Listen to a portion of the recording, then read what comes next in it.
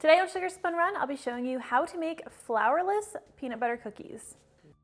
Hey Sugar Spun Bakers, Sam here, and today I have a recipe for you that's a little bit different from the recipes I typically share. This peanut butter cookie recipe is super soft and chewy, super flavorful. I'm sure you're going to love it, but it uses no flour, it uses no butter, it uses only a handful of basic pantry staple ingredients. There's no mixer required, it's super simple. Now, to get started, you'll want to preheat your oven to 350 degrees Fahrenheit, and you are going to need a medium or large sized bowl. Now, you're going to need 1 cup of sugar for this recipe. You can use just 1 cup of granulated sugar, but I like to use a blend, half granulated sugar and half light brown sugar. For your brown sugar, you want to make sure you firmly pack this into your measuring cup. I also like to add a pinch of salt. This is just a 1/4 teaspoon of salt. And my personal preference is to use 1/2 teaspoon of baking soda in these cookies. It's going to make them spread nicely, it gives them nice little crackles on top. But if you do not have baking soda, you can leave it out, your cookies are still going to taste good. Now we'll just use a whisk or spoon to stir these ingredients together because you want to get that baking soda and that salt nicely incorporated in with the sugars. I think you guys know that I am a butter and flour using fiend, so if I love this recipe that doesn't use either of those ingredients, I'm pretty sure you're going to love it too. So now we can add our remaining ingredients. You are going to need 1 cup of creamy peanut butter, though I think crunchy peanut butter would probably work just fine as well. I don't want to waste any of this. We'll add 1 large egg.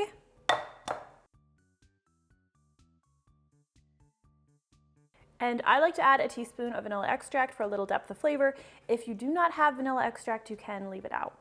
And we'll just stir everything together until it is well combined.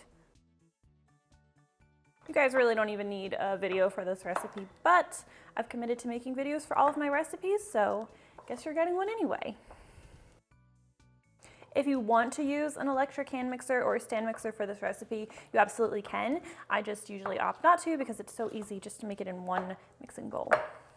So this recipe is based off of one that's been circulating the internet for a long time. You might have heard of the 3-ingredient peanut butter cookie recipe. It just uses granulated sugar, an egg, and peanut butter. But of course, I like to complicate things a little bit, but I promise you, I think these extra ingredients are 100% worth it.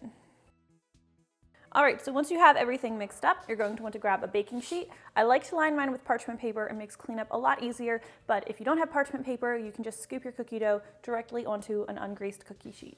I'll be using my 1½ tablespoon size cookie scoop. I'm just going to portion level scoops of this dough onto my baking sheet. So you're going to want to flatten these cookies just a little bit before you pop them in the oven. Because the dough is so sticky, I like to just sprinkle the tops with a little bit of granulated sugar, just so my fingers don't stick to the dough. You could use the tines of a fork to do this, like with classic peanut butter cookies, and please note that if you did not use baking soda, you're going to have to flatten the cookies a little bit more, just because they are a little more resistant to spreading without the baking soda.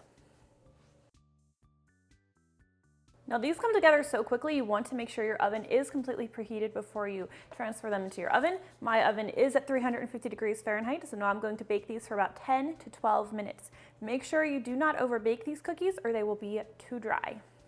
When you pull your cookies out of the oven, they should be just barely beginning to turn golden brown around the edges. As you can see, these are just barely slightly darker on the edges. They should still seem a little bit underbaked in the center, and you're going to want to let them cool completely on the baking sheet because they're going to be pretty fragile while they're still warm. And that is how easy it is to make these flourless, butterless peanut butter cookies at home. Now, if you have the time, I generally recommend you stick with my classic peanut butter cookie, but in a pinch, these are amazing, they're addictive, and I really think you're going to love them. They're definitely worth the time it takes to make them. All right, if you guys try this one out, please let me know what you think. I always love hearing from you. Thank you so much for watching, and I'll see you next time.